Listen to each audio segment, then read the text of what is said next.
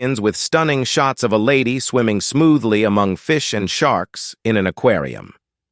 Teenage Mark dons his swimsuits for a pool party to commemorate turning 18.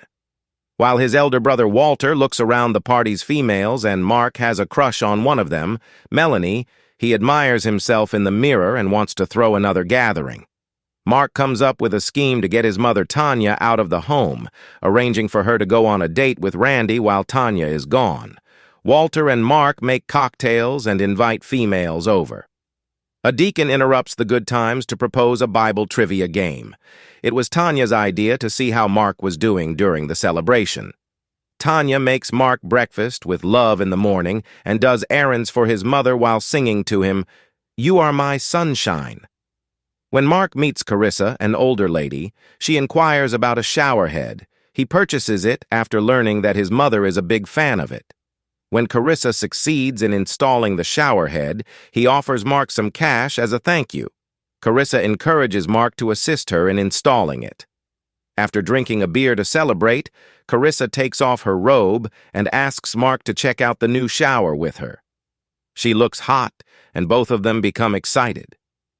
Mark also makes the decision to have a cool shower. Afterwards, they take joint tours of the house's various rooms. Walter becomes really envious when Mark tells him about his encounter by the pool. Tanya and Randy's relationship is still going strong in the meanwhile, and when Carissa shows up to take Mark out for a martini, Mark and Carissa's relationship also becomes better. Tanya thinks the fancy automobile is too much for a high school student on a date, so she starts to have her doubts. When Mark tells Carissa about an app he created, which she thinks is a brilliant concept, she becomes impressed and momentarily excuses herself to go to the loo. Another young guy approaches Mark and urges him to get out while you can. As Mark spends more time away from home, Tanya becomes agitated. Later, Mark and Carissa go suit shopping and swim in her pool, where he flaunts his toned body. When Mark questions Carissa about a shed in the backyard, she cryptically refers to it as her torture chamber while rummaging through Mark's phone.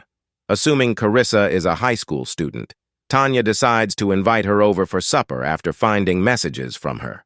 Tanya gives Carissa a fierce look of protection when she gets there, which makes for a very uncomfortable meal. When Carissa mentions Mark's stellar application and hints that he shouldn't attend college, Tanya sternly but playfully reminds her that Mark is still a boy and not a man. Tensions rise as Carissa maintains that Mark is a male. In a fit of rage, Tanya calls Carissa a middle-aged woman who is needy. Carissa says Tanya is worse than a helicopter mother, therefore she should let go of the apron strings and storm off. After leaving with Carissa, Mark and she go swimming. Afterwards, she jokingly handcuffs him and sends him to the stairs for some covert operations.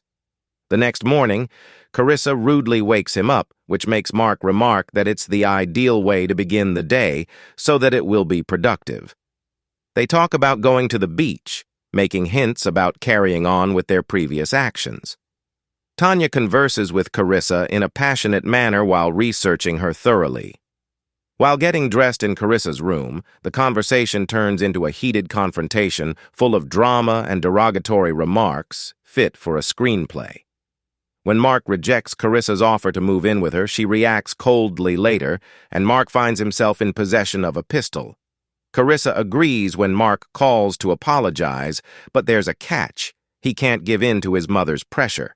Fearing that Mark could be involved with her, Carissa begs him to make a decision between them. Tanya arranges for him to go on a date with a more mature person. Melanie and Mark have a great date, which ends with a kiss that makes Tanya happy and Mark enamored. But Carissa, not pleased with this turn of events, decides to take things into her own hands. She approaches Melanie while she's in the back seat of her car, brandishes a knife in her face, and tells her to keep away from Mark. Since Randy works in an aquarium, the existence of sharks is significant. After Tanya tries to make things right by delivering muffins to Randy at work, she finds out he's divorcing her, stating he's either annoyed or wants to stop being a safety net. Concurrently, Carissa pays a visit to the aquarium, mesmerized by the sharks and making an effort to entice Randy, who is fed up with the circumstances.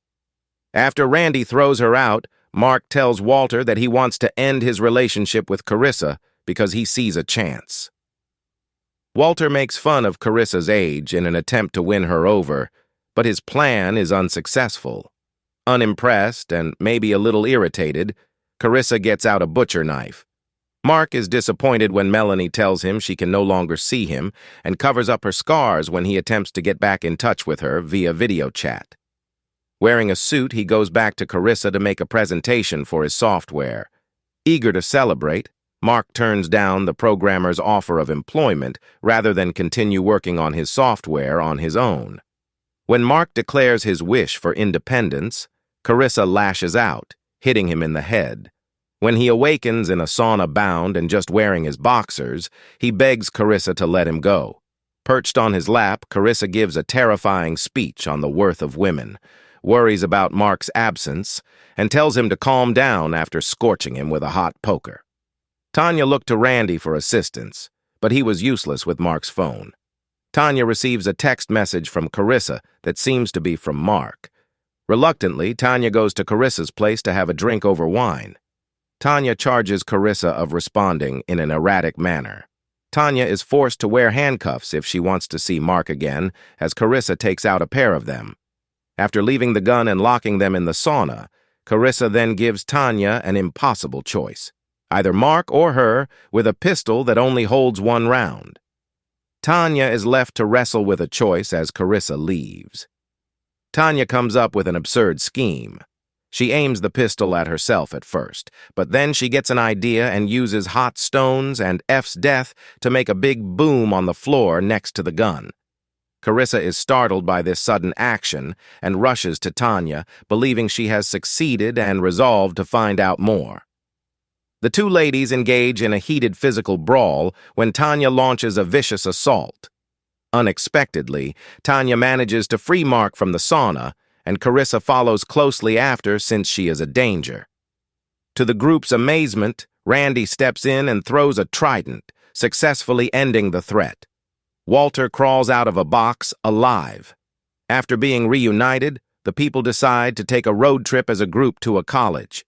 After reflecting on her past experiences, Tanya lets go and allows her kid to make his own decisions. She also makes up with Randy, whose surprising abilities with a trident prove to be crucial in keeping them safe at the end of the movie.